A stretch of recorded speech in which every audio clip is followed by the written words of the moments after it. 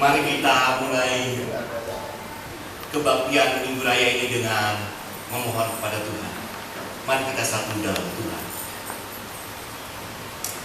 Bapa kami yang di surga, agung dan mulia kerajaan-Mu, besarlah perbuatan tangan-Mu, kasih-Mu melimpah bagi kami, mata-Mu tak pernah lepas daripada hidup kami. Ampunilah segala pelanggaran dan dosa kami. Terimalah ya Tuhan Yesus pertobatan kami, karena kami yakin percaya kekudusan hanya padamu ya Tuhan Yesus, dan kami ingin ya Tuhan Yesus menjadi murid Tuhan. Tuhan, kami serahkan kebaktian Minggu Raya ini dalam tangan pengasihan-Mu. Kiranya Tuhan menyertai, kiranya Tuhan mau menerima persembahan yang harum yang khusus hanya kepadamu. Pujian, penyembahan, firman Tuhan, tari-tarian ya Tuhan Yesus, dokumentasi kami serahkan dalam tangan pengasihan-Mu. Dalam nama Bapa, Putra dan Roh Kudus, Allah yang Esa, Tuhan kita Yesus Kristus. Haleluya, haleluya, amin.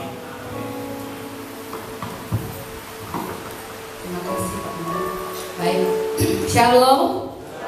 Puji nama Tuhan, kita bersyukur pada pagi hari ini atas anugerah dan penyertaan Tuhan. Kita boleh ada di tempat ini semua karena kebaikan Tuhan. Landasan firman Tuhan bagi kita pada pagi hari ini yang terambil di dalam Mazmur 100 ayat yang keempat. Masuklah melalui pintu gerbangnya dengan nyanyian syukur, ke dalam perataranya dengan puji-pujian, bersyukurlah kepadanya dan pujilah namanya. Amin. Baik, kita mau mempersiapkan hati kita untuk memuji menyembah nama Tuhan yang ajaib, Tuhan yang luar biasa. Penyertaan-Mu Tuhan tidak pernah luput dalam kehidupan kami. Kami ada semua karena anugerah Tuhan, semua karena kebaikan Tuhan. Untuk itu Bapa, sucikan kami, layakkan kami untuk datang menghampiri hadirat-Mu. Kemakan pujian kepada Tuhan, penyertaan-Mu Tuhan segalanya bagi kami.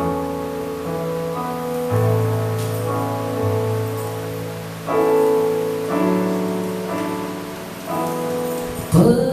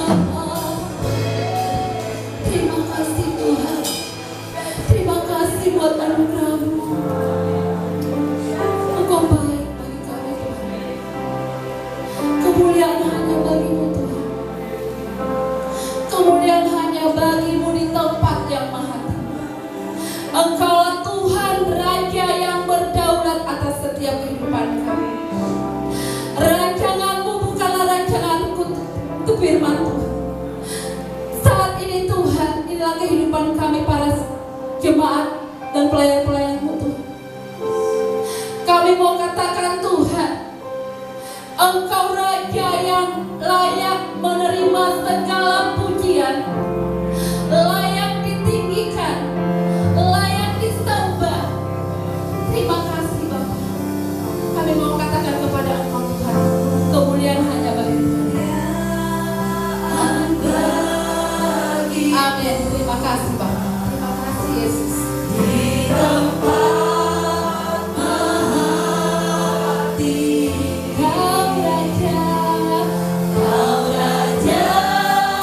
di atas.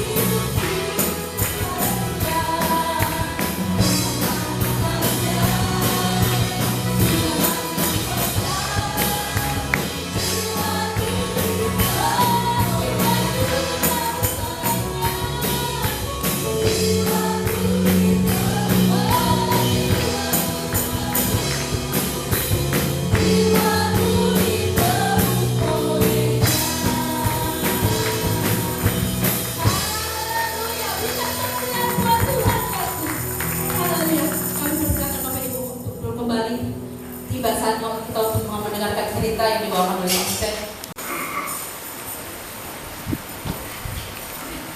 Puji Tuhan, saya diberi kesempatan untuk bernostalgia.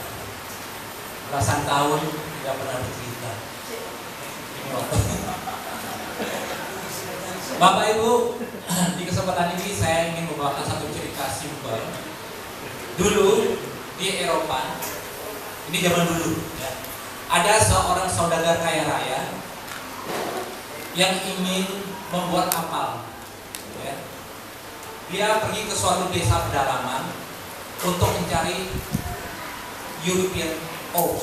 Itu satu jenis kayu oak Eropa yang sangat mahal dan kuat, ya, yang biasanya tumbuh di daerah agak lembah, agak rendah.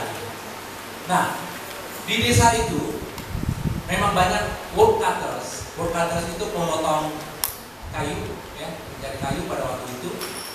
Tetapi setelah bertemu berpuluh-puluh woodcutters, ada satu pun yang setuju, yang sepakat, ya, untuk siap untuk mencarikan kayu oak buat dia, walaupun dia telah menawarkan harga berkali lipat harganya.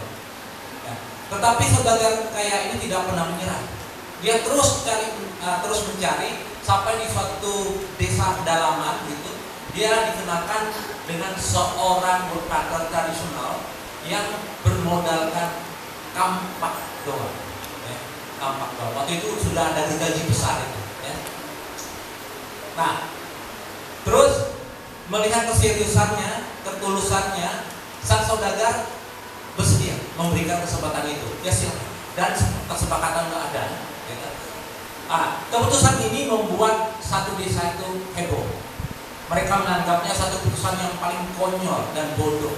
Kenapa? Karena oak ini tumbuh di pinggiran sungai, di mana sungai itu penuh dengan buaya yang ganas. Ya. Nah, bagi para woodcutter lain mengatakan sama aja bunuh diri. Ya. Tetapi sang cutter tradisional tadi yakin saya ada pelindung. Dia pergi. Mertuanya pun dan istrinya pun menghalanginya, tetapi dia berhasil untuk meyakinkan mereka bahwa dia punya pelindung. Ya. Singkat cerita, sampailah dia di tempat sungai itu dan dia memilih oaks yang sesuai dengan permintaan sang saudagar. Dengan semangat yang menebang satu persatu pohon itu. Pohon itu besar-besar, Bapak Ibu, ya, tidak gampang, ya, keras gitu. Ya. Lagi asik-asiknya menebang, tiba-tiba kampaknya terpental, jatuh ke dalam sungai yang penuh buaya itu. Langsung dia berlutut dan minta berdoa pada Tuhan. Tuhan, tolong berikan saya solusi. Bagaimana nih Tuhan? Tanpa kampak saya tidak bisa bekerja Tuhan. Tolong cari jalan Tuhan, selamatkan kampak itu buat saya, biar saya terus bisa bekerja. Ya. Ambilkan Tuhan, karena dia sendiri tidak berani turun ke sungai itu dengan penuh buaya. Ya. Nah, dan di sisi lain dia juga melihat buaya-buaya mulai mengarah ke arah dia. Ya. Dan dia berteriak lagi, Tuhan selamatkan saya Tuhan. Ya. Tuhan selamatkan saya, terus berteriak begitu. Tiba-tiba Bapak Ibu muncullah satu angel. Kita sebut malaikat. Ya. Malaikat itu muncul dengan kampak baja di tangan kanannya.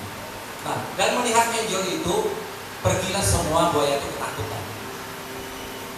Sang angel, malaikat ini bertanya, apakah ini kampakmu?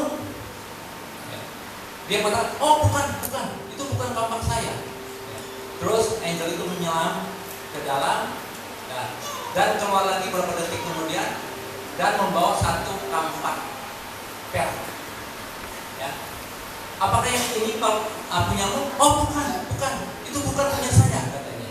Dan pergi lagi itu sang malaikat, beberapa detik berikutnya muncul lagi dengan kampak emas. Apa ini? Ya. Oh bukan, itu bukan punya saya, katanya. Terus malaikat ini kembali menyelam dan muncul lagi dengan kampak besi yang putih. Apakah yang ini punya kamu? Ya itu betul, itu punya saya, katanya dengan semangat, ya kan? Nah, terus sang malaikat mengeluarkan semua kampak itu dan memberikannya semuanya. Ya. Karena kejujuranmu, ya kan? Kamu berhak mendapat tanpa ini semua. Nah, dari cerita singkat ini kita menarik dua kesimpulan. Ya, saya lihat dua kesimpulan. Ya, yang pertama, ini pembelajaran buat kita. Ya. Dua hal penting yang kita pelajari dari cerita ini adalah jangan pernah ragu, ya, bahwa Tuhan akan melindungi kita pada waktu yang tepat. Seperti yang tertulis di Mazmur 62 ayat 8. Ya. Percayalah kepadanya setiap waktu, hai umat, curahkanlah isi hatimu di hadapannya. Allah ialah tempat perlindungan kita. Dan pelajaran kedua, poin kedua yang bisa kita petik dari cerita tadi, kejujuran sekecil apapun tetap berkenan di mata Tuhan. Seperti yang tertulis di Amsal 11 ayat yang pertama. Begini bunyinya, neraca serong adalah kekejian bagi Tuhan, tetapi ia berkenan akan batu timbangan yang tepat. Amin.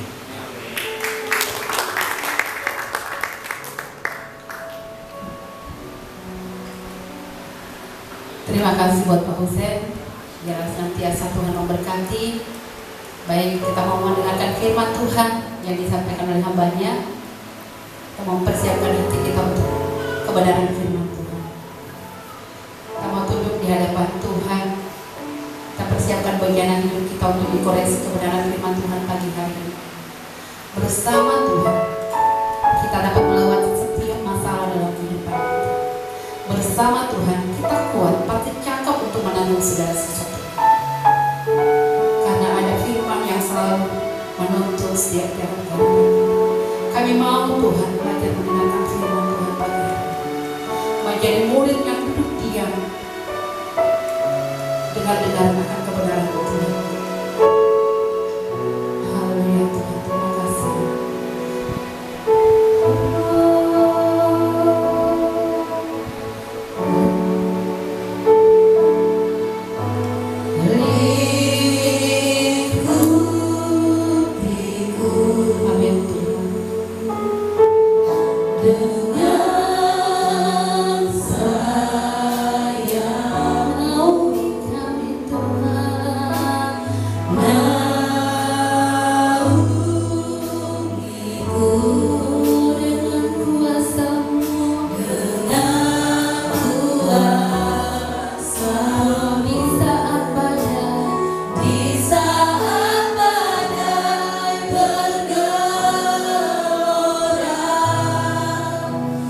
Ku akan terbang bersama.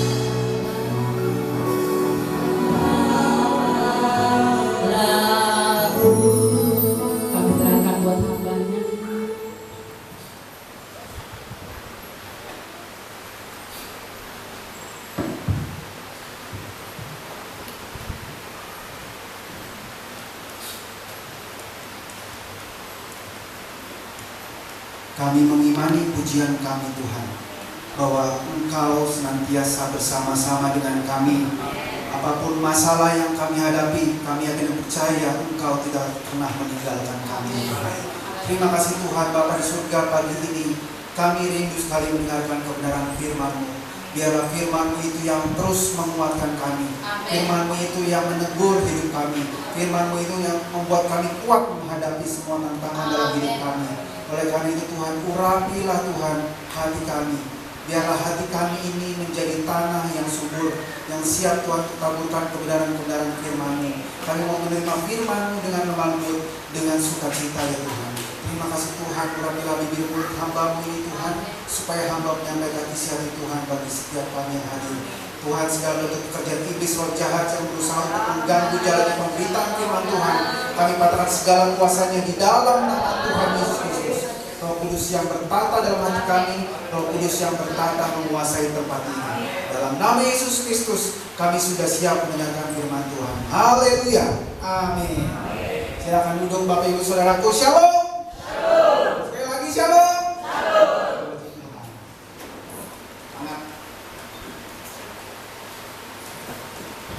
Terima kasih pada para tim Best Worship. Kami sudah memberkati sejak pelayanan.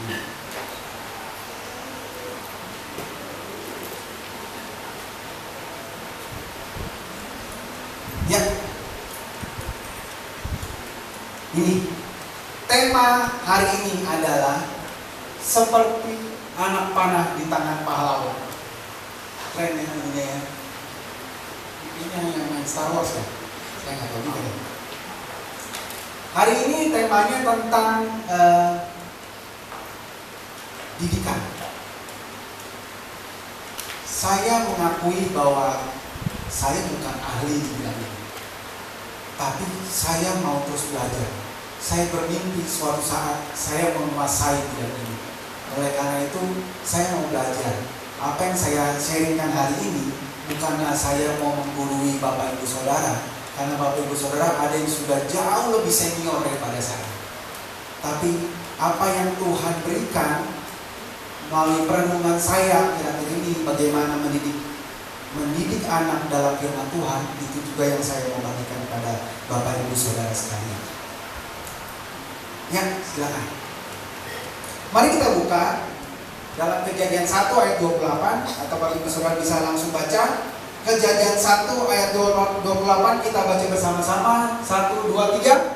Allah berkati mereka, lalu Allah berfirman pada mereka, beranak cuculah dan berbahagianya, dunia bumi dan taklukkanlah itu, berkuasalah atas ikan-ikan di laut dan burung-burung di udara dan atas segala binatang yang merayap di bumi. Ya, ini adalah perintah pertama yang Tuhan berikan kepada manusia sesudah Tuhan memberkati mereka. Artinya ini adalah perintah di dalam suatu hubungan pernikahan, bukan hubungan kumpul kebo, tapi hubungan pernikahan yang sudah diberkati oleh Tuhan. Setelah diberkati, inilah perintah Tuhan. Pertama, beranak cucu, bertambah banyak, penuhilah bumi, taklukkanlah itu, dan berkuasalah. Saya ulang. Perintah Tuhan yang pertama pada keluarga yang sudah diberkati Tuhan.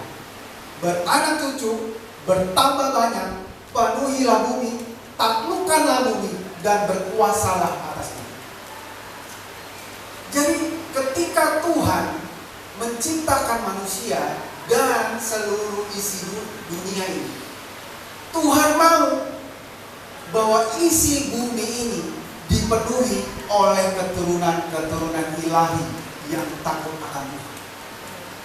Dipenuhi oleh orang-orang yang takut akan Tuhan, di mana kerajaan Allah itu turun atas bumi.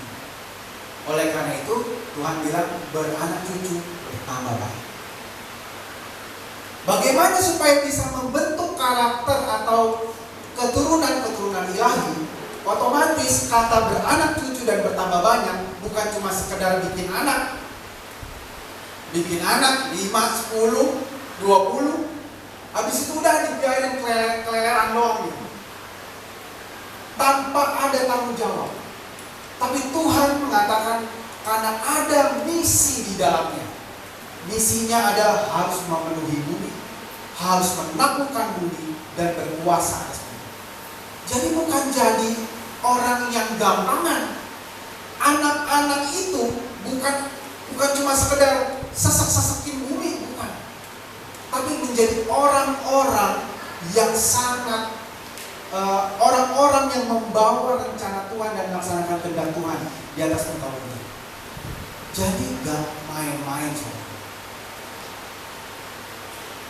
Setiap orang tua yang sudah, setiap suami istri yang sudah diberkati oleh Tuhan membawa misi ini.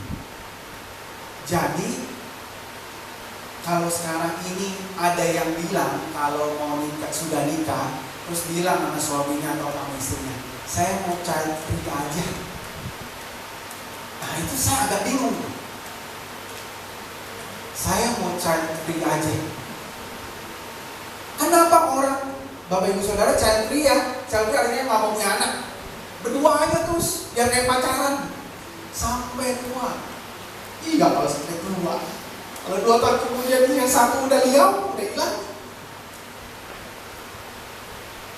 Jadi saya agak bingung dengan konsep child free.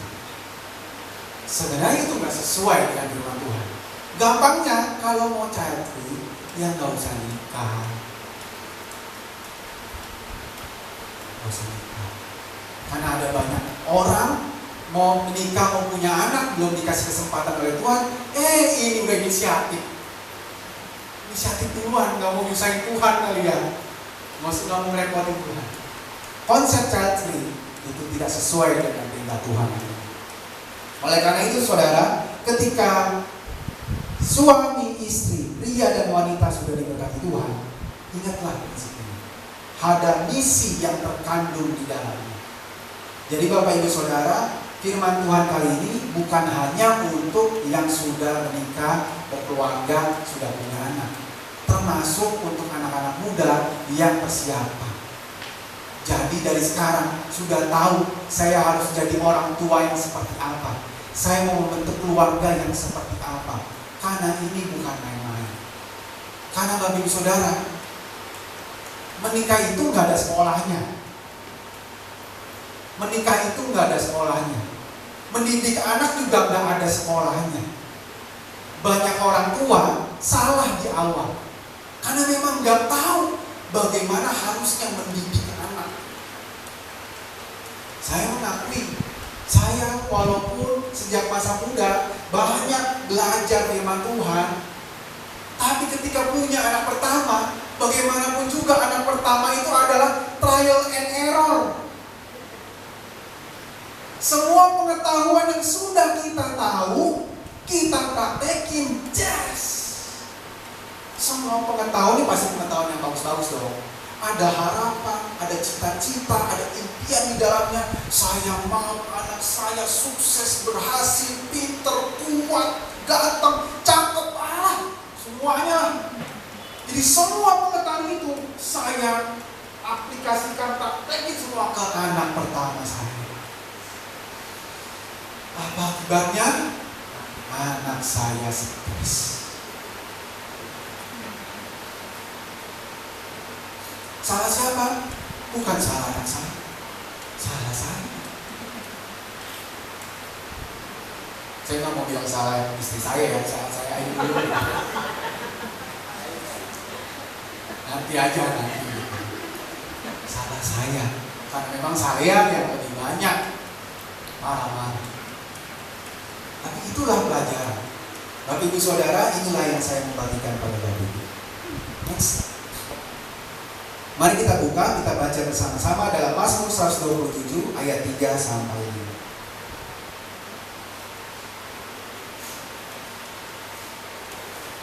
Mazmur 127 ayat 3 sampai 5 di depan juga sudah ada. Mari kita baca bersama-sama dengan suara keras.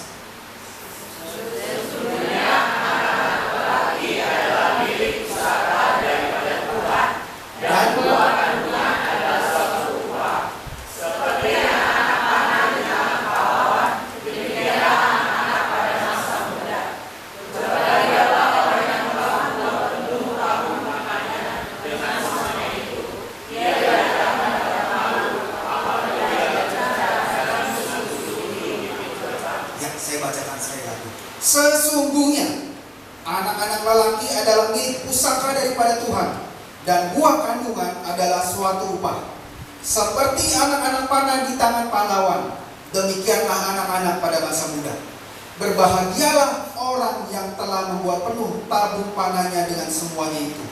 Ia tidak akan mendapat malu apabila ia berbicara dengan musuh-musuh di pintu gerbang. Amin. Mari kita fokus dulu di ayat 3. Mazmur 127 ayat 3. Sesungguhnya anak-anak lelaki adalah milik pusaka daripada Tuhan, dan buah kandungan adalah suatu upah. Ya, next. Anak itu milik Tuhan, bukan milik kita. Anak itu adalah pemberian Tuhan, bukan usaha kita. Anak itu adalah titipan Tuhan yang harus dipertanggungjawabkan. Suatu saat Tuhan mau ambil, kita harus lepas. Bapak Ibu Saudara, kalau ke hypermart bawa tas gede, sebelum masuk mau nggak mau harus dititip. Setelah dititip, udah belanja segala macam, pulang, datanglah ke si petugas. Saya mau ambil dong tas saya. Petugasnya bilang, Pak, bisa nggak besok aja ambilnya? Saya mau ambil dong tas saya. Nggak boleh.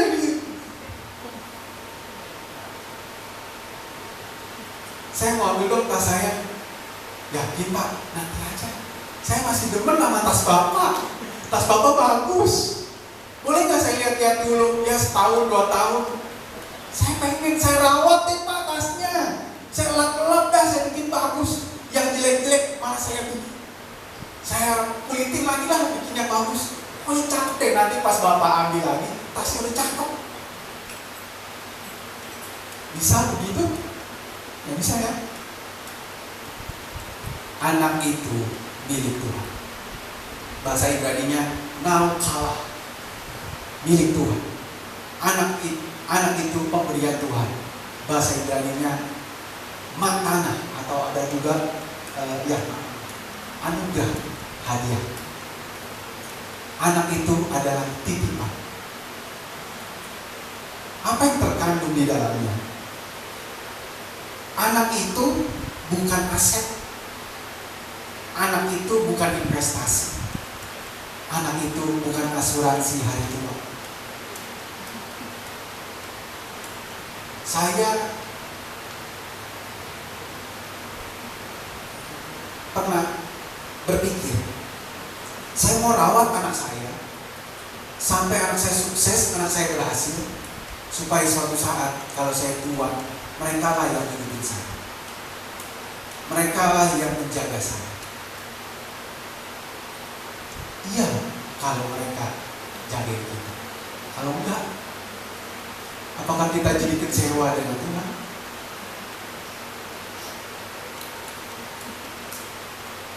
Anak itu bukan investasi. Anak itu bukan aset. Anak itu sesuatu yang harus dipertanggungjawabkan. Suatu saat dikembalikan dengan penuh pertanggungjawaban. Waktu saya berpikir begitu, saya jadi khawatir. Tuhan, kalau anak saya nggak ngurusin orang tuanya, bagaimana? Tapi Roh Kudus ingatkan saya, ketika kita sudah mendidik anak kita dalam takut akan Tuhan, jangan khawatir. Pemeliharaan itu dari Tuhan, bukan dari anak. Pemeliharaan itu dari Tuhan. Tuhan yang akan memelihara dan merawat kita. Kita pun kan sebenarnya anak, ya kan ya? Kita pun sebenarnya anak. Jadi kalau Tuhan merawat anak-anak kita, kita pun yang adalah anak juga pasti dirawat dan dipelihara oleh Tuhan. Amin.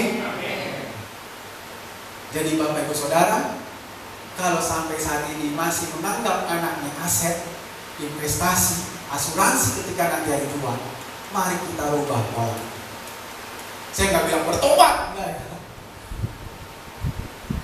Itu adalah pergumulan sepanjang hidup. Tapi bagaimana kita merawat dan mendidik anak-anak kita takut akan Tuhan, itu yang jauh lebih penting. Anak adalah pemberian Tuhan. Jangan bersombong. Tuhan, anak saya mau begini ya. Jangan banding-bandingin. Perasaan anak dia umur kecil-kecil itu anteng-anteng. Kenapa anak gua lari-lari begini ya? Di gereja gak bisa tenang.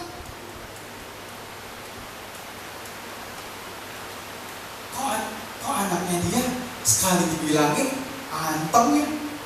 Kok anak gua harus diteriakin ya? Jangan banding-bandingin.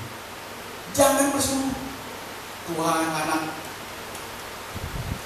gua kok kalau dikasih tahu ya, diajarin matematika kok kayak belet banget misalnya ya.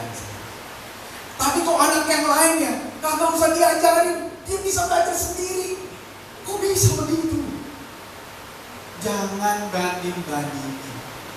Yang harus kita lakukan adalah kita bersyukur.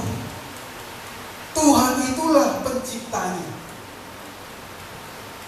Ibarat kata saya pencipta, saya bikin kosmetik. Saya nyiptain kosmetik, misalnya bikin sunscreen. Saya tahu, saya kalau mau bikin sunscreen, SPF-nya 100, PA-nya plus. Mantap dah tuh. Matahari nggak bisa masuk. Kalau saya bikin sunscreen, saya tahu bahan-bahannya paling bagus A, B, C, D, E, F, G, H sampai Z. Saya udah rancang semua. Kalau ada satu yang kurang, saya tahu. Ibarat kata Tuhan sebagai pencipta, Tuhanlah yang mengetahui semua spare part yang dibutuhkan untuk anak tersebut menjadi anak yang akan melaksanakan kehendak Tuhan. Jadi segala sesuatu yang dibutuhkan anak ini sampai dia bisa melaksanakan kehendak Tuhan, itu Tuhan yang sudah siapkan. Tuhan yang paling tahu apa yang paling tepat buat anak ini. Walaupun itu anak pas lahir belet, lari-larian, ADHD, autis, cacat sekalipun, Tuhan gak pernah salah bikin anak. Tuhan gak pernah salah ciptakan manusia. Jadi Bapak Ibu Saudara, kita gak boleh banding-bandingin, kita gak boleh bersungut-sungut. Kita harus bersyukur karena anak itu adalah pemberian Tuhan. Anak itu adalah upah. Anak itu adalah anugerah. Anugerah artinya sesukanya Tuhan mau kasih siapa. Kalau Tuhan gak mau kasih, bukan berarti Tuhan gak sayang. Tapi emang Tuhan maunya begitu. Gak usah banyak nanya gitu ya. Gak usah sampai dipikirin, kenapa ya? Kenapa ya Tuhan gak kasih saya? Karena ya kalau emang Tuhan belum kasih, ya udah. Mungkin Tuhan kasihnya dengan cara yang lain. Melalui rahim saya. Mungkin bukan melalui rahim istri. Tapi ada banyak cara. Dan ada banyak rencana Tuhan. Jadi kalaupun misalnya belum dianugerahi anak, ya gak usah merasa berdosa. Gak usah merasa bersalah. Ini soal suami saya, ini salah istri saya. Ini karena keturunannya begini. Ini karena keturunannya begini. Gak usah main salah-salah. Karena memang Tuhan belum kasih. Tuhan percayakannya di lain hal. Bapak Ibu Saudara boleh berusaha segala macam cara, segala macam gaya, segala macam teknik, segala macam usaha, apa ditabung lah, apalah gitu. Silakan kalau ada berkat. Kalau nggak ada berkat kayak saya misalnya gitu kan, ya kita berdoa aja. Karena kan mahal. Jadi anak itu pemberian. Anak itu titipan yang dipertanggungjawabkan. Oleh karena itu, kita harus menjadi teladan. Kita harus mendidik dalam kebenaran. Dan satu saat kita harus siap melepasnya. Nah, siap melepasnya ini nih. Tuhan, saya udah rawat baik-baik, sampai cakep, sampai berhasil, sampai S2, S3, sukses. Suatu saat dia bilang sama mamanya, "Mah, kok mau jadi hamba Tuhan?" Gimana perasaannya? Saya punya kenalan ya, orang kaya, anaknya sekolahnya sekolah mahal. Ini orang Katolik. Tapi anaknya ini, satu anaknya, dia sangat aktif di gereja. Pokoknya ada misa dia jadi pelayan, saya nggak tahu sebutannya. Pokoknya pelayan itulah yang anak itulah, anak altar. Kalau ditanya sama romonya, dia bilang dia mau jadi romo. Mamanya dicolek gitu. Gimana mamanya kamu jawab? Saya bisa merasakan belum rela. Makanya saya sering ceng-cengin gitu, anakmu jadi romo tuh, kasih nggak? Memang gak gampang. Suatu saat anak bapak ibu saudara yang sudah S3, gaji gede, Tuhan panggil. Tuhan panggil ya, bisa panggil ke atas, bisa panggil di bawah gitu ya, menjadi hamba Tuhan. Gimana? Kita ingat baik-baik, inilah anak adalah milik Tuhan, anak adalah pemberian Tuhan, anak adalah titipan yang harus dipertanggungjawabkan. Suatu saat harus dilepaskan. Berikutnya, ya, Mazmur 127 ayat 4. Seperti anak-anak panah di tangan pahlawan, demikianlah anak-anak pada masa muda. Menurut ayat ini, anak itu seperti busur, seperti anak panah. Anak kita itu seperti anak panah yang ada di tangan pahlawan. Beberapa terjemahan mengatakan pemanahnya itu adalah orang tua. Tapi ada terjemahan lain mengatakan pemanahnya itu adalah Tuhan. Karena di sini disebutkan anak panah di tangan pahlawan. Pahlawan artinya orang jago panah dong. Kalau saya pikir orang tua yang jadi pemanahnya, orang tua kadang-kadang banyak salahnya. Jadi menurut keyakinan saya, orang tua belum tentu bisa jadi pahlawan. Banyak orang tua yang nggak bisa jadi pahlawan, banyak orang tua yang nggak bisa jadi teladan, nggak bisa mendidik anaknya dengan benar. Jadi saya lebih senang dengan terjemahan pemanahnya itu adalah Tuhan, karena Tuhan adalah pahlawannya. Nggak pernah meleset, nggak pernah geser satu mili pun. Tepat kalau udah dipanah, pasti tepat pas sasaran. Itu adalah Tuhan. Dan orang tua di mana? Orang tualah yang jadi busur. Dan papan target itu adalah rencana Allah yang Tuhan sudah siapkan bagi sang anak. Tuhan mau lepas ini anak panah.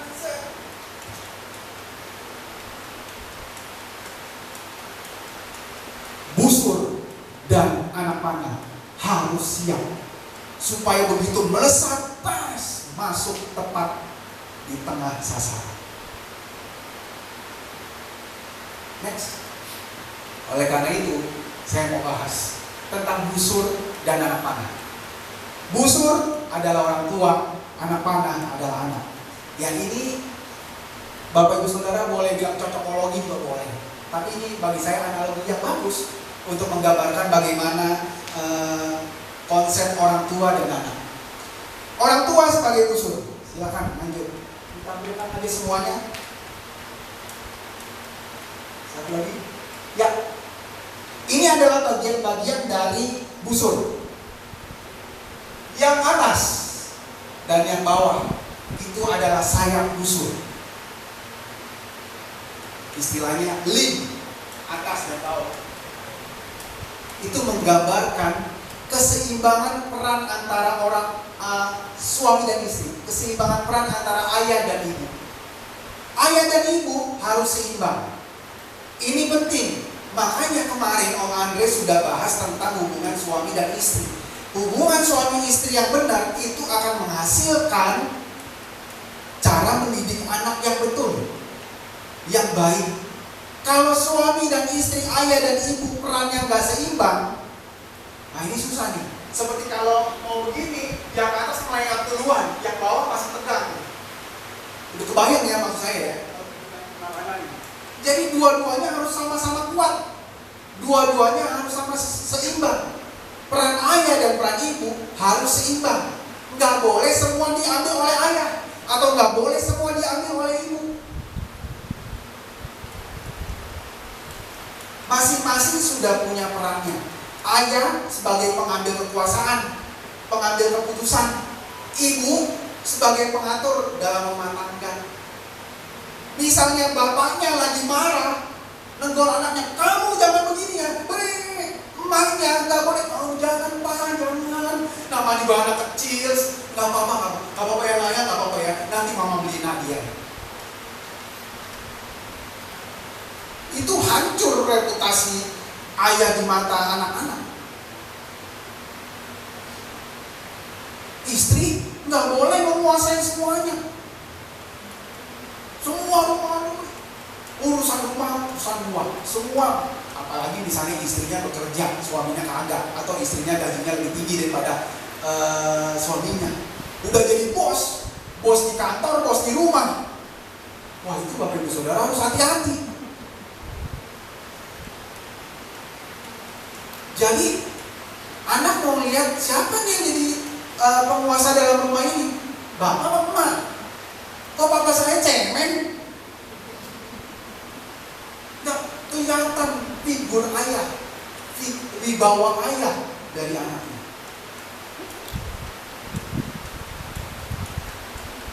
Jadi kedua-duanya, peran ayah dan peran ibu harus seimbang. Saya nggak detail ya, karena kalau detail kita bisa 4 jam nih. Ini kayak parenting aja nih. Saya kasih ini aja, prinsip-prinsipnya aja. Peran ayah dan ibu harus seimbang. Yang kedua adalah riser, itu pegangan sini, pegang. Ya. Itu adalah kendali keseimbangan seluruh unsur. Itu adalah nilai-nilai iman dan prinsip hidup si orang tua. Orang tua prinsip hidupnya gimana nih? Agak santai aja, nggak kelihatan daya juang, nggak kelihatan bapaknya ini kerja keras, nggak kelihatan emaknya ini takut akan Tuhan. Nggak ada nilai yang bisa dilihat oleh anak-anaknya. Kalau orang tuanya lagi banyak masalah, gampang gampang marah, gampang ngamuk-ngamuk, nilai apa yang ditanamkan kepada anak? Jadi nilai, prinsip hidup yang dimiliki oleh orang tua. Ketiga adalah string, talinya. Ini ya, penghubung antara saya dan anak panah. Itu adalah komunikasi. Gimana komunikasi ayah dan ibu dengan orang tua, dengan anak? Bapaknya udah capek kerja ya dari pagi sampai malam, maulah istirahat, maulah punya me time-nya sendiri. Me time-nya kelamaan, udah pulangnya malam, me time-nya di kamar, main HP, anaknya dicuekin. Saya juga kadang-kadang begitu. Tapi kalau hidup dalam kondisi seperti itu terus-menerus, kita mengorbankan komunikasi kita dengan anak-anak.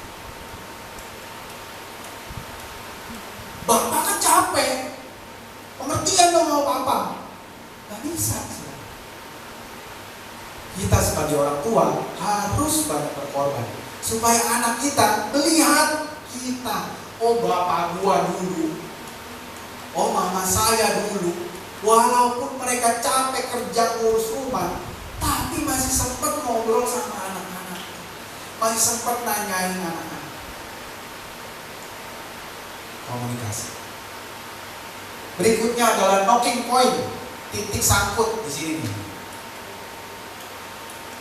Tempat si anak panahnya itu adalah momen-momen kritis pembentukan anak. Ketika dia baru merangkak, ketika masuk masa SD, ketemu teman-teman baru, ketika kalau yang wanita pertama kali dapat haid, ketika pertama kali suka sama cowok, suka sama cewek, ketika udah mulai jerawatan, ketika dibully, ketika stres, gak bisa ngikutin pelajaran. Itu adalah momen-momen penting di mana anak-anak butuh kehadiran orang tua. Tapi ketika momen-momen itu ada, orang tuanya gak tahu ada di mana. Orang tuanya sibuk dengan kehidupannya sendiri. Bahkan orang tuanya sibuk, papa mama berantem, gak sempat ngurusin, gak sempat mikirin anak. Kemudian arrow rest di sini, tempat sandaran panah. Sebelum ditembak, gini kan, taruh di sini.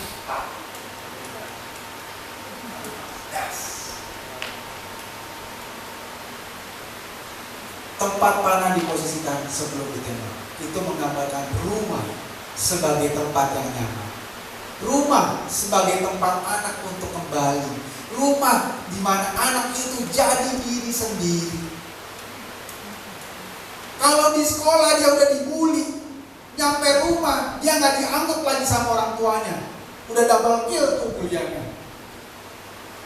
Kalau di sekolah dia udah dibego-begoin sama gurunya, sama anak-anaknya, nyampe rumah dibego-begoin lagi sama orang tuanya. Double portion.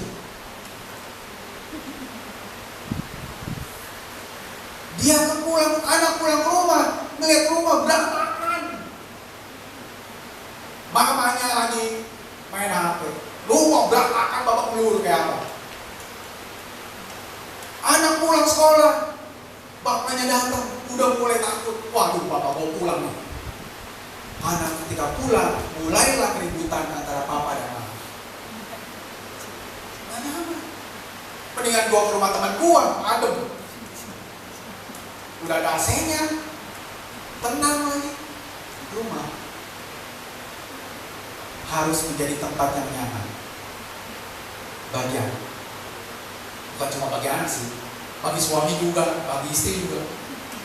Karena kalau itu gak di tempat yang nyaman, anaknya gak pulang rumah, suaminya gak pulang rumah, gak tahu suaminya kelayapan di mana.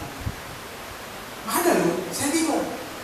Kalau ada suami-suami yang gak senang pulang rumah, jadi pulang kerja itu masih harus nongkrong di mana, gak langsung pulang. Istrinya nungguin di rumah, main dulu sama temennya. Ya bukannya bilang gak boleh main, tapi mainnya kelapaan.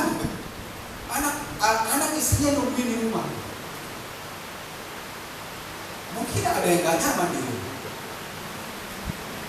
Rumah menjadi tempat yang nyaman. Bukan berarti rumahnya harus bagus, rumahnya harus ada fasilitas. Bukan. Ini ngomongin soal suasana, ngomongin soal kondisi. Itu adalah musuh orang tua. Next, ini adalah anak panah. Siapa? Ya, semuanya ditampilkan. Ini adalah bagian-bagiannya. Ini ujungnya nih ya, yang lancip itu yang tak kelihatan karena warna putih. Mulai dari sini. Ini adalah arrowhead. Dia yang akan nanti menembus sasaran, dia akan mencapai tujuan.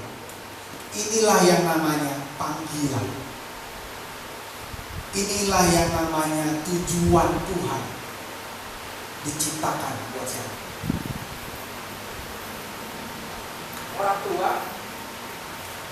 Orang tua nggak bisa bikin ini, karena ini adalah bagian Tuhan. Orang tua hanya bisa menyiapkan supaya si ujungnya ini tetap lancip, nggak tumpul. Siap ketika Tuhan mau tembakin anak panahnya, dia dalam kondisi siap. Begitu masuk misalnya mau nembak musuh itu, musuhnya cas, langsung lancap, cus. Bukan tumpul. Lah kalau tumpul lagi perang, malah tebal, cus. Ya, aduh, ketawain. Anak panah tumpul, lu buat apa? Jadi Bapak Ibu Saudara, kalau anak kita tumpul, diketawain. Orang lain ketawain, Tuhan geleng-geleng, aduh, udah tidak bagus, malah jadi begitu.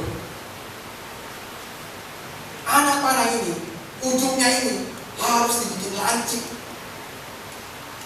Karena suatu saat, ketika Tuhan mau pakai dia udah siap. Itu adalah berbicara tentang panggilan hidup, tentang tujuan ilahi. Setiap anak itu dirancang unik, jadi nggak usah sama-samain juga, nggak usah sama-samain. Oh dia anaknya pinter, kalau nilai math dapat 100, anak gue juga harus 100, nggak usah disamain-samain. Dia S2, S3, nggak usah disama-samain.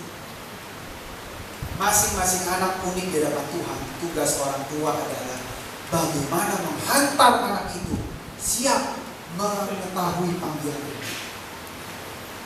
Tanya anaknya, kira-kira kamu mau jadi apa? Ngobrol sama anaknya. Kamu tahu nggak, kamu punya talenta tuh seperti ini. Coba kamu berdoa, kira-kira Tuhan mau pakai kamu ke arah mana? Diskusikanlah, komunikasikanlah. Kira-kira Tuhan mau jadiin kamu kayak apa sih? Itu jauh lebih penting daripada pertanyaan, kamu matematika mau 100 pada berapa nih? Kapan nih? Papa tunggu kamu matematika dapat 100. Papa tunggu rapot kamu nilainya bagus semua. Bukan itu yang utama. Yang utama adalah kamu tahu nggak, kamu itu unik di hadapan Tuhan. Tuhan mau pakai kamu. Coba kamu cari tahu. Coba kamu berdoa. Kira-kira Tuhan mau pakai kamu apa? Kira-kira talenta kamu apa? Itu akan menjadi pembicaraan yang terus-menerus sampai dia ketemu apa maksud Tuhan dalam hidup. Jadi anak itu bukan juga sebagai alat egonya orang tua, alat gengsinya orang tua. Dulu orang tuanya jangan mau pengen jadi dokter karena nggak kesampaian, anaknya yang harus jadi dokter.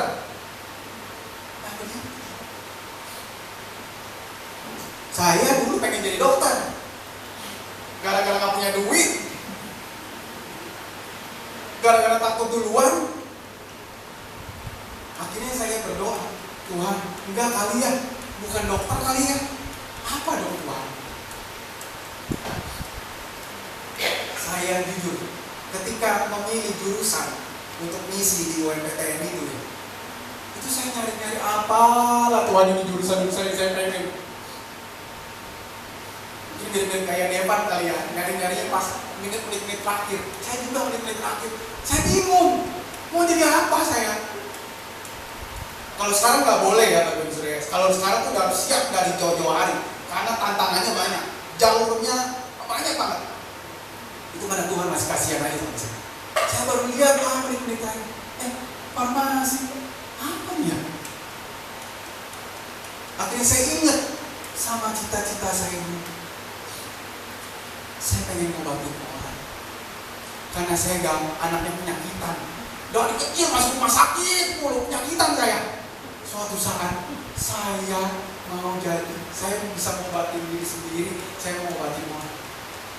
Farmasi, nggak jadi dokter nggak apa-apa. Ini temennya dokter. Pilih ini 220745 kodenya. Farmasi Budi.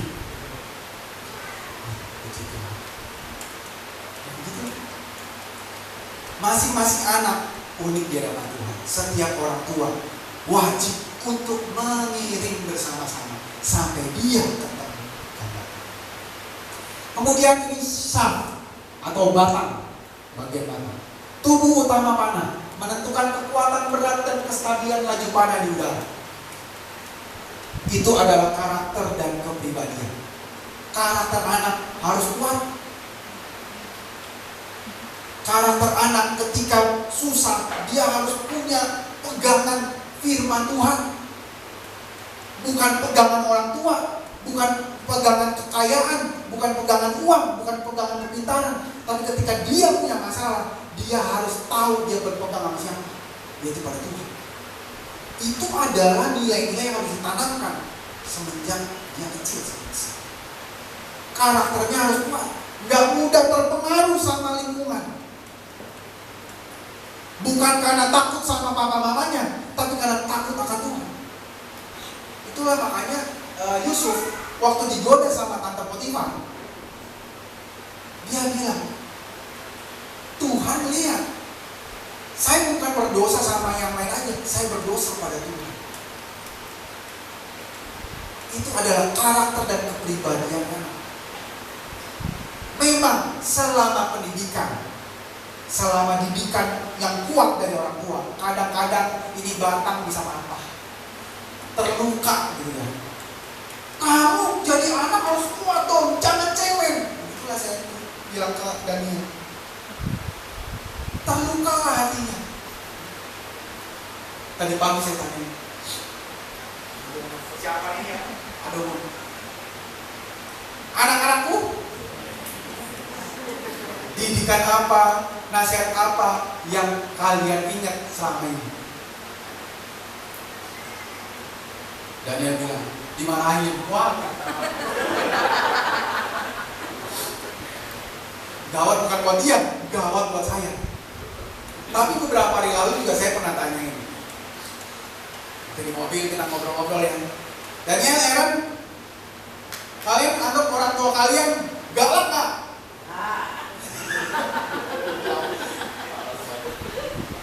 Berarti udah bisa kelihatan sama Anto ya. Galak. Kalian sakit hatinya. Puji Tuhan jawabannya enggak. Apa momen apa yang galak waktu itu dimarahin sama papa mama? Waktu itu lagi belajar pakai penggaris. Bukan penggaris buat pukul, bukan. Waktu Daniel waktu itu nggak tahu cara pakai penggaris. Kelas berapa ya? 3 atau 4 ya? Saya marah banget. Dalam hati saya, ini guru ngajarin apa sih di sekolah? Penggaris aja dia nggak tahu caranya. Waduh, saya marahin. Saya sampai ngukur ubi tuh. Nih, ubi nih, berapa? Berapa senti? Dia nggak tahu. Bodohnya saya, itu bodohnya saya. Harusnya saya paham. Mungkin aja dulu saya kelas 3 Pancasila nggak tahu cara pakai penggaris. Mungkin aja saya belum lihat penggaris itu kayak apa. Namanya juga belajar online lagi COVID, mungkin juga nggak kepikiran pakai penggaris orang tuanya. Bodohnya saya. Saya nggak.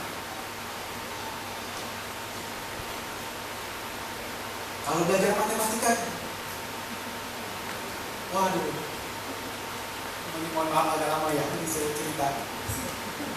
cerita aibnya saya, cerita kesalahannya saya. Kalau belajar matematika, mulai serius tuh jam 10 malam ke atas, itu mulai serius, karena padahal dia udah belajar dari sebelumnya nih. Belajar. Salahnya saya nggak dampingin. Saya begitu datang jam 10 gitu ya, udah siap? Udah, tes 1 soal. Waduh, soal pertama udah nggak bisa. Waduh, udah mulai naik, saya udah mulai panas. Soal kedua, waduh nggak bisa juga. Dari tadi kamu belajar apa? Mulai belajarnya. Start jam 10. Mulai makin ngaco. Waduh. Saya ngaku dosa saya ya. Di hadapan saudara, di hadapan anak saya, di hadapan Tuhan. Ketika saya marah, memang saya nggak pernah kata-katain anak saya. Saya berusaha, mulut saya ini jangan sampai kata-katain. Tapi ini lempar, wah, gimana sih? Lempar ke tanah, lempar ke mana gitu. Dan itu diingat sama Daniel. Tapi puji Tuhan, memang setiap kali habis marah-marah gitu, di jam 12 atau jam 1 barulah keluar pengertian gini loh Daniel, papa tuh mau kamu begini. Jam 12 malam ceramain kayak gitu. Udah habis dimarahin, udah terluka, udah sakit hatinya, diceramain. Ceramahnya saudara mirip kayak khotbah. Bukan 1-2 menit, setengah jam lebih. Ceramahnya itu dari ujung ke ujung. Dari ibarat kata mulai dari sekarang lahir sampai nanti kamu meninggal.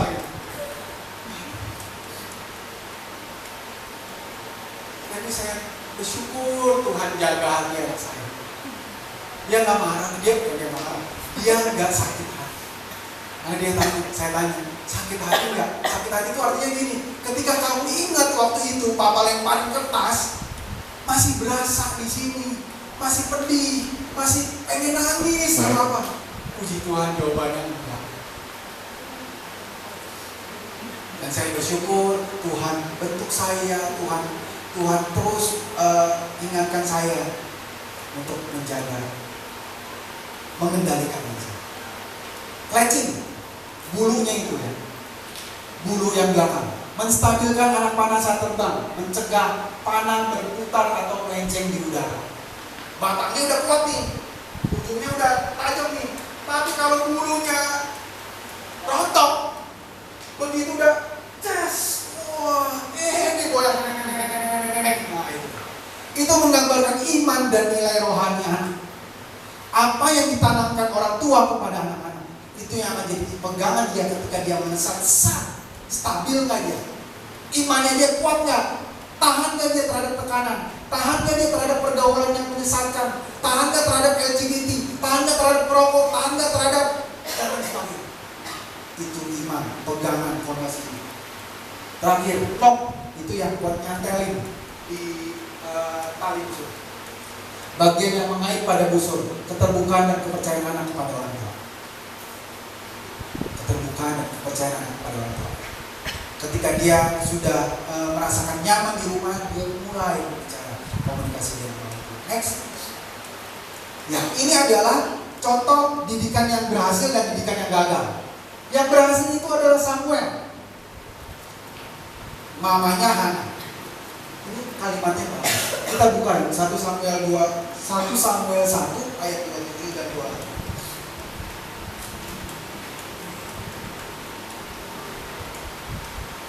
1 Samuel 1 ayat 27 dan 28.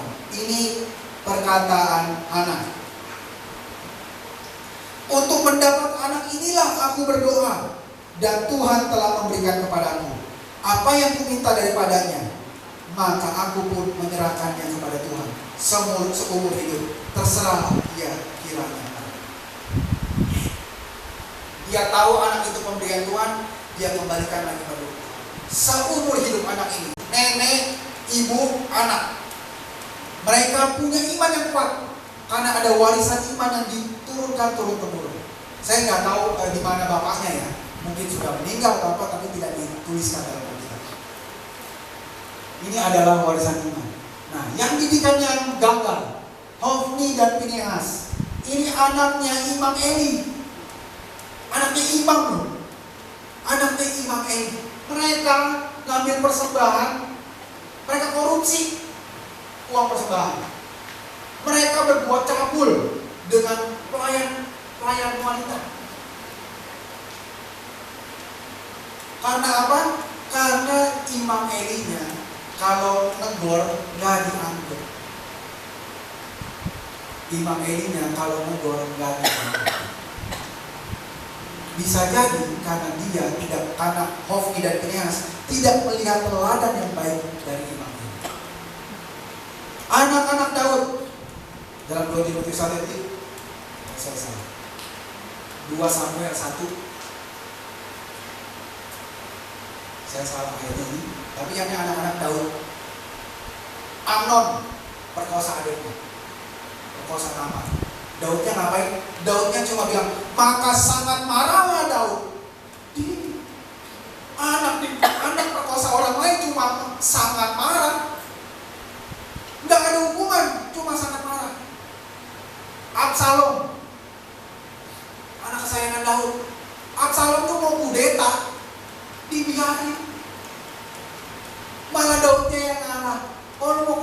saya, ya udahlah saya kabur udah. Begini. Ada satu lagi namanya Adonia. Di firman Tuhan bilang, selama hidup Adonia, Daud tidak pernah menegur. Jadi Bapak Ibu Saudara, anak itu harus dididik dengan teguran. Konsep zaman sekarang, anak itu nggak boleh dikeras-keras, anak itu nggak boleh dipukul. Mohon maaf, itu nggak sesuai dengan firman Tuhan. Kan nanti Bapak Ibu Saudara akan ketemu yang baca Amsal ya. Amsal, tongkat pembawa didikan bacaan. Bukan berarti anaknya harus disiksa, bukan. Itu adalah tahapan. Mulai dari didikan, ngomong pelan, ngomong keras dikit, nggak didengerin juga, ngomong keras banget nggak didengerin juga, baru sah.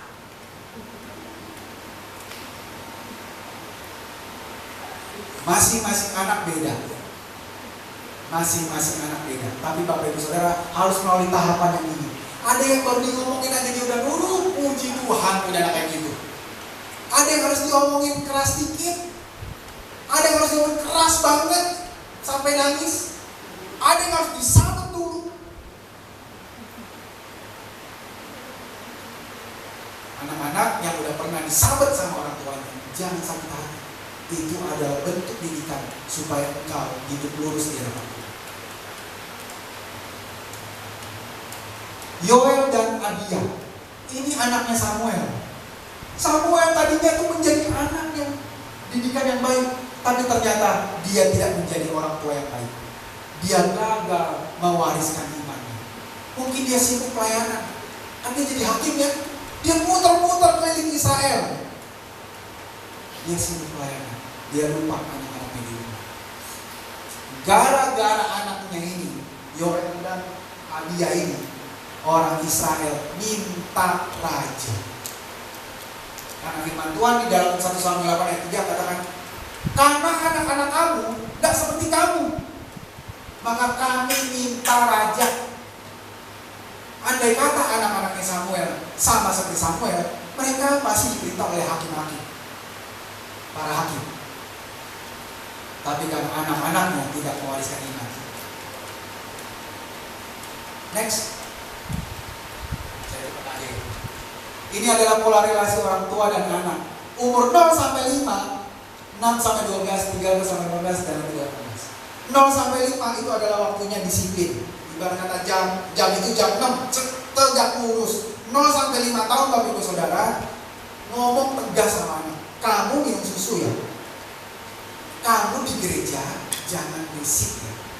Itu harus ditanami terus. Tegak lurus. Perintah supaya anak itu tahu otoritas. Oh, saya harus nurut sama. Bukan yang gini, kamu mau minum susu enggak? Aduh. Kalau ke sekolah jangan terlambat ya. Mau bangun jam berapa? Aku juga kajian terlambat. Enggak ada gitu. 0 sampai 5 tahun. Tegak lurus, set. Bangun jam 6. Ya, enggak setelah saya ya. Ini karena bawaan saya ngomong yang benar, ngomong yang sesuai dengan kondisi dan sesuai dengan karakter. Tapi itu adalah perintah, bukan saran, bukan ajakan, perintah.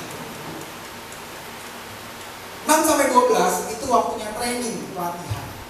Mulai diajarin, ayo nyapu, belajar nyapu, belajar cuci piring, belajar sendiri, belajar beresin baju, beresin tempat tidur, apa tuh? Training. Training itu artinya si pelatihnya ngikut bareng-bareng sini ya, mama ajarin yang itu gini pegangnya, cuci piring itu di sampingnya. Itu training, trainer. 13 sampai 18 udah teens atau remaja, 13, 14, 16, 15, 17, 18, teen. Itu remaja, itu waktunya coaching. Bedanya apa coach sama trainer? Coach itu, kalau trainer tadi duduk di sampingnya, bantu dia ngasih tahu. Coach waktunya ngeliat dari luar lapangan. Nyapu. Jangan lupa berdoa. bukan yang baik lagi. Baca Alkitab. Awas ngomong, jangan ngomong jorok. Coach, ingetin. Yang dianya, misalnya main basket terus seturut dengan pengetahuannya dia. Selama tekniknya benar, ya diam aja. Coach, kalau tekniknya benar, ya jangan di yang benar. Nah kalau anaknya mainnya benar, masa harus dikomentarin? Selama benar, selama sesuai dengan pengetahuan si coach, coachnya dia baca, ya bagus, ya lanjut. Ketika butuh instruksi tertentu, shoot, nah baru di shoot. Tertentu aja gitu, butuh instruksinya. Enggak, jadi waktu bersaudara, enggak diomelin terus dari panjang ke malam. Kagak. Jadi berkata 0 sampai 5 jam 6 sampai 12 itu jam 7 lewat 5. Nah, geser. Jam 13 sampai 18 itu jam 8 lewat 10. Makin miring. Lebih dari 18 tahun itu waktunya persahabatan. Jam 9.15.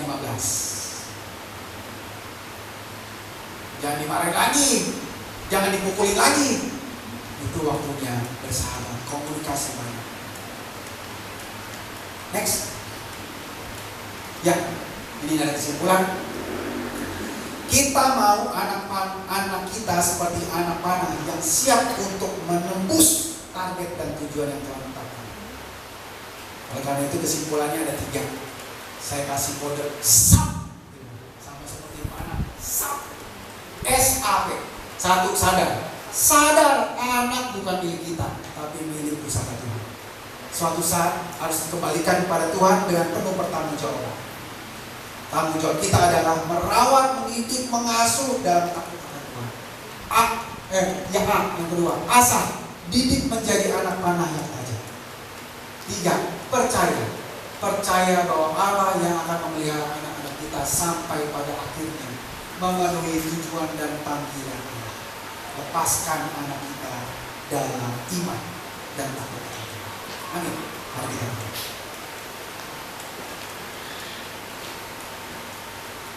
Kami bersyukur Tuhan, Roh Kudus yang bekerja melalui pemberitaan firman Tuhan kali ini. Kiranya Roh Kudus yang terus meneruskan firman Tuhan ini dalam hati kami. Roh Kudus yang bekerja menjamah kami, menguasai kami, melatih kami menjadi orang tua yang sesuai dengan kehendak Tuhan. Kami mau bertanggung jawab atas anak yang Tuhan berikan pada kami, atas apapun yang Tuhan percayakan pada kami. Kami mau bertanggung jawab dan kami akan memberikan itu untuk kemuliaan nama Tuhan. Kiranya Roh Kudus yang meneruskan firman Tuhan ini di dalam hidup kami. Dalam nama Yesus kami berdoa. Haleluya. Amin. Berikan kemuliaan bagi nama Tuhan.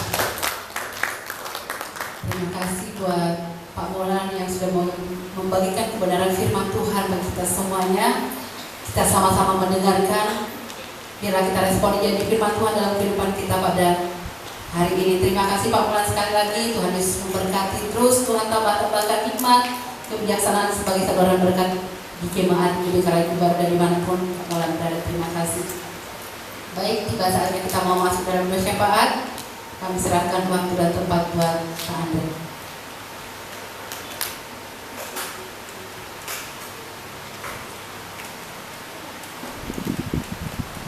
Kita akan bersyafaat kepada Tuhan. Katakan Yesus terbesar.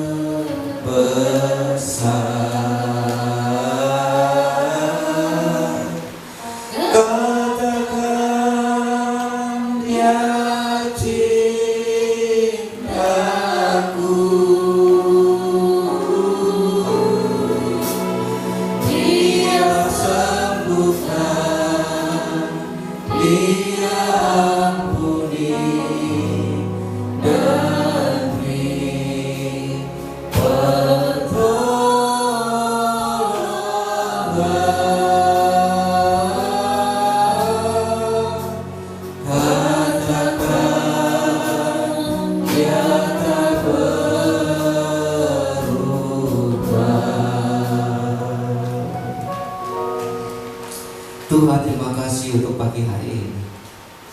Tuhan, terima kasih untuk firman Tuhan yang kami dengar pagi hari ini. Biarlah kami menjadi orang tua yang sungguh-sungguh Tuhan bisa mencerminkan sebagai busur di tangan-Mu ya Tuhan. Kami lentur sebagai orang tua, tapi juga kami tegas sebagai orang tua. Kami fleksibel terhadap sesuatu Bapa, tapi kami kuat dalam prinsip, dalam iman, dalam kepercayaan kami kepada Tuhan. Dan kami boleh menjadi rumah yang baik untuk anak-anak kami tumbuh ya Tuhan. Terima kasih Tuhan Yesus, memberi kami hikmat sebagai orang tua. Dan Tuhan, kami yang tumbuh sebagai anak-anak, biarlah kami tumbuh dalam takut akan Tuhan, mencapai tujuan yang Allah rancangkan bagi setiap kami sebagai anak. Terima kasih Bapa, sehingga nama Tuhan dipermuliakan atas hidup anak-anak kami ya Bapa. Dalam nama Yesus Tuhan, berkati hamba-Mu Bapak Molan yang telah menyampaikan firman Tuhan, hikmat marifat dan pengurapan yang baru setiap hari ada padanya. Dan biarlah dia menjadi berkat ya Tuhan. Dalam rumah tangganya, istri dan anak-anaknya Tuhan, Kau Allah berkati, kesehatan dan pekerjaannya juga Tuhan Allah yang memberkati dalam nama Tuhan Yesus Kristus.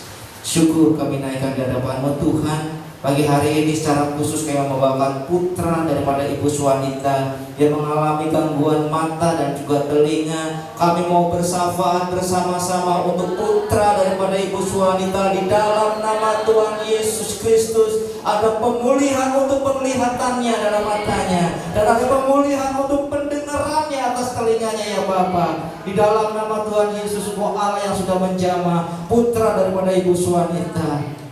Terima kasih Tuhan Yesus. Kami juga berdoa untuk ibu wanita secara pribadi, dan juga biasanya Ibu Giok. Di dalam nama Tuhan Yesus, Kau juga berkati Ibu Giok Mia ya Tuhan. Pada masa tuanya Tuhan beri kesehatan dan kekuatan dan sukacita, dan menikmati masa tuanya Tuhan dengan sukacita di hadapan-Mu. Terima kasih Tuhan Yesus. Terima kasih Bapa. Kami mengucap syukur ya Tuhan pada saat pagi hari ini ya Bapa. Tuhan, kami meneruskan ucapan syukur daripada hamba-Mu Ibu Sari Tuhan, karena anak-anak Tuhan dalam sekolahnya dapat berjalan dengan lancar tahun semester ini. Terima kasih Bapa, mau berkati juga Tuhan anak-anak ini ya Tuhan, anak Sasi, anak Noah dan anak Aska di dalam nama Tuhan Yesus. Untuk semester yang akan datang, kelas-kelas yang akan datang, Tuhan tetap dalam pemeliharaan ya Tuhan. Terima kasih Tuhan, terima kasih untuk kesehatan Ibu Sari juga Kau berkati, dan pekerjaan Ibu Sari juga Tuhan berkati.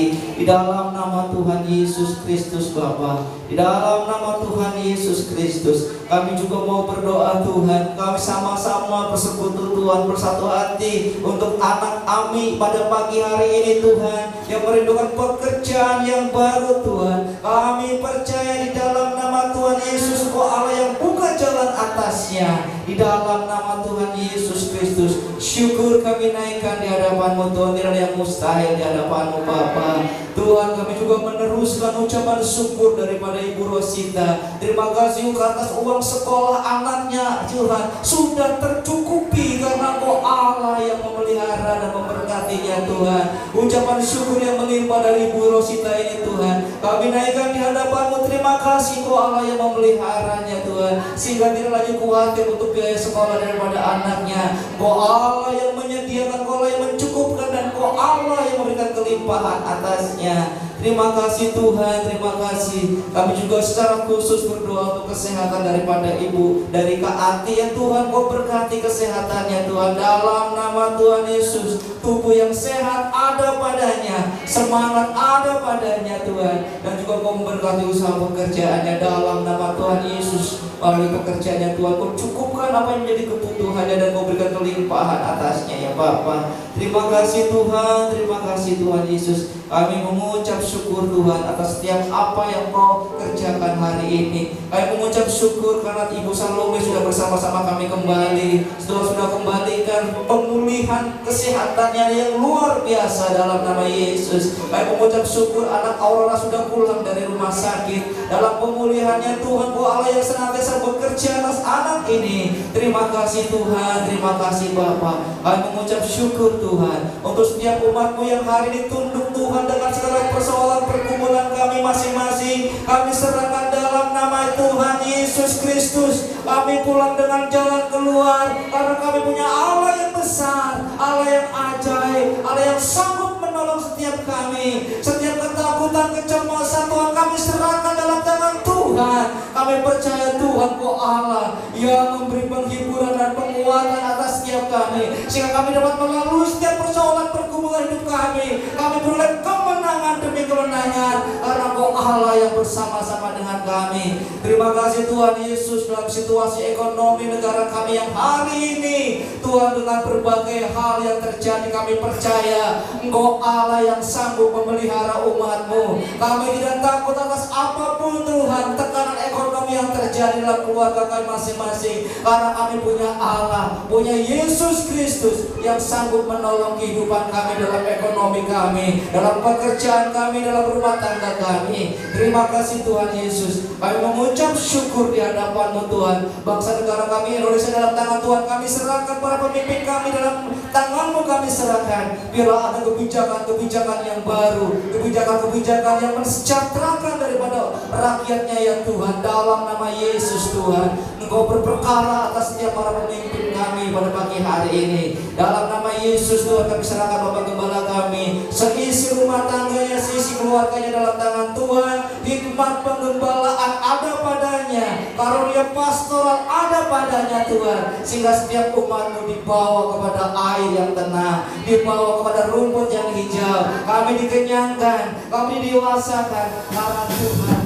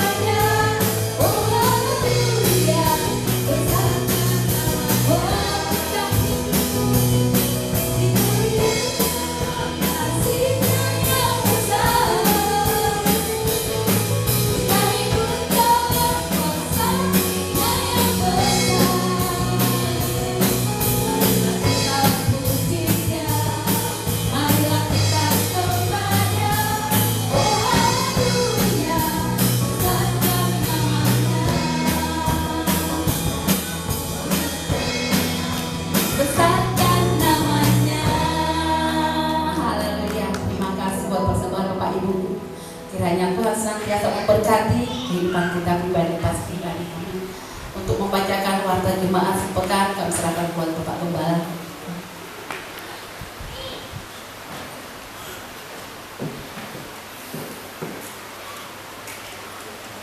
Tuhan akan video yang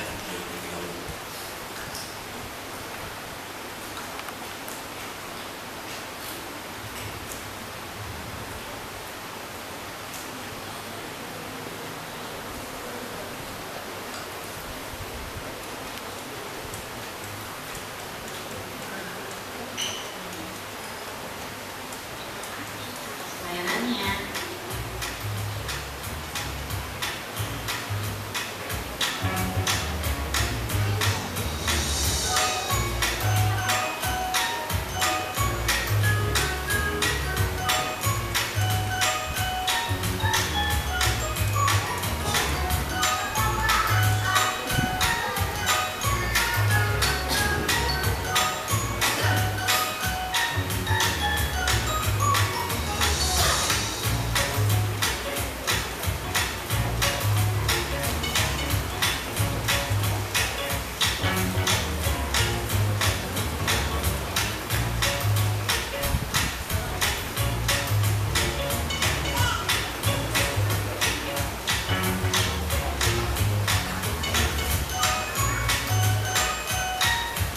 Jadwal konser minggu ini: kelompok 1 setiap hari Kamis jam 7 malam, kelompok 2 setiap hari Sabtu jam 6 sore, kelompok 3 setiap hari Sabtu jam 6 sore, dan kelompok lansia setiap hari Selasa jam 4 sore.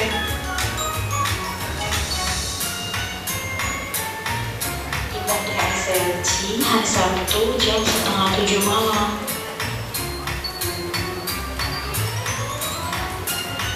Untuk ibadah hari Minggu dimulai dari jam 8 pagi.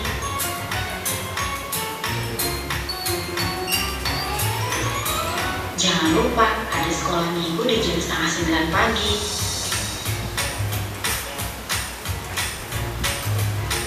Dan jangan lupa juga untuk follow akun Instagram kita GBI Karawaci Baru, serta like dan juga subscribe YouTube channel GBI Karawaci Baru. Terima kasih, selamat hari Minggu, Tuhan Yesus memberkati. Amin, puji Tuhan, terima kasih. Bapak Ibu yang dikasihi Tuhan Yesus, biar Tuhan memberkati saudara melalui pujian penyembahan dan pendengaran akan firman Tuhan yang menumbuhkan iman kita. Baik Bapak Ibu, ada beberapa pengumuman yang saya berikan. Yang pertama, nanti setelah ibadah, anak sekolah minggu mau latihan kembali, latihan nyanyian ya, pujian dan berangkat lagu. Selanjutnya, tanggal 27 kita akan mengadakan baptisan selam di kolam renang Palem jam 7 pagi ya, untuk kedua saudara kita Bapak Edi dan Ibu Mei, Tuhan Yesus berkati. Dan juga akan di tanggal 27. Dan hari Minggunya kita ada penyerahan anak juga dari keluarga Pak Edi dan Ibu Mei untuk anak Abi, Tuhan Yesus berkati ya. Jadi ada kegiatan-kegiatan yang kita lakukan. Dan saya pun percaya dan siapkan diri kita akan mulai sesuatu yang menyenangkan bagi Tuhan. Dan saya juga mengucapkan selamat datang bagi yang baru pertama kali ikut bersama-sama dengan kami beribadah, memuji Tuhan bersama. Kiranya Tuhan memberkati saudara-saudara yang baru pertama kali. Salam kenal dari kami, dan kami yakin percaya persaudaraan ini Tuhan ikat dengan tali kasih. Bapak Ibu yang dikasihi Tuhan Yesus, saya mohon nanti untuk Pak Eko, Pak Moses, dan Pak Budi untuk bertemu dengan saya terlebih dahulu sebelum pulang. Kita akan bicarakan sebentar. Ya, ada hal yang akan saya ingin bicarakan. Baik, itu yang bisa saya sampaikan, dan saya ingin percaya Bapak Ibu sedang bersukacita dengan kenaikan kelas atau pindah sekolah dari SMP, SMA, SD ke SMP, dari TK ke SD, dan Tuhan Yesus. Dan yakin percaya apa yang Bapak Ibu butuhkan Tuhan sudah sediakan, karena anak-anak yang Bapak Ibu miliki itu milik Tuhan, dan saya yakin percaya Tuhan memberkati Bapak Ibu untuk memeliharanya. Dan bagi saudara-saudara, wah ini cocoknya tadi firman Tuhannya buat keluarga, tidak. Bagi orang tua tidak. Bagi Bapak Ibu, saudara-saudara, ini adalah firman Tuhan untuk mempersiapkan lagi. Di saat Bapak Ibu mempunyai pasangan, rumah tangga, punya dipercaya lebih anugerahkan anak, ini firman Tuhan bisa kita bawa menjadi modal kita akan takut akan Tuhan. Baik, itu yang bisa saya sampaikan. Mari kita bangkit berdiri, kita syukur pada Tuhan. Tuhan Yesus setia, Dia sahabat kita, dalam segala susahku selalu menghiburku, selalu menghiburku. Amin, haleluya. Dia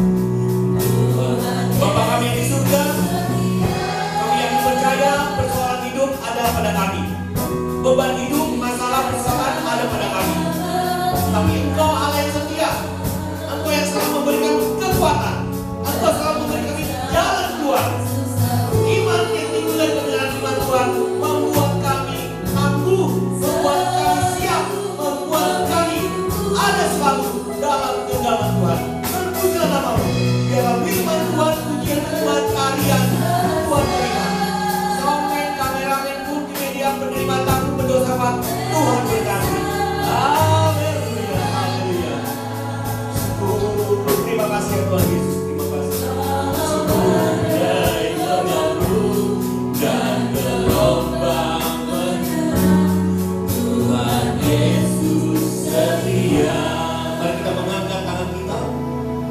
Terima kasih Tuhan, kesetiaan-Mu lebih dari hidup. Diberkatilah kita yang mencari Allah dan dianiaya oleh sebab melakukan firman Tuhan, karena kitalah yang punya kerajaan surga. Diberkatilah kita yang hancur dan remuk hati, karena kita akan dihibur. Diberkatilah kita yang lemah lembut, karena kita akan memiliki bumi.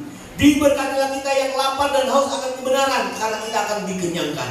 Diberkatilah kita yang murah hati, karena kita akan beroleh belas kasihan. Diberkatilah kita yang suci hatinya, karena kita akan melihat Allah. Diberkatilah kita yang membawa damai, karena kita akan disebut anak-anak Allah. Diberkatilah kita yang meminta apapun juga dalam doa dengan iman, akan kita perolehnya. Diberkatilah kita dengan beriman kepada Tuhan Yesus Kristus, supaya kita mempunyai hidup dan mempunyainya dalam segala kelimpahan. Diberkatilah kita dengan damai sejahtera yang berasal dari Tuhan Yesus Kristus. Yang percaya menerima berkat, mari kita sama-sama serukan. Amin. Haleluya, haleluya.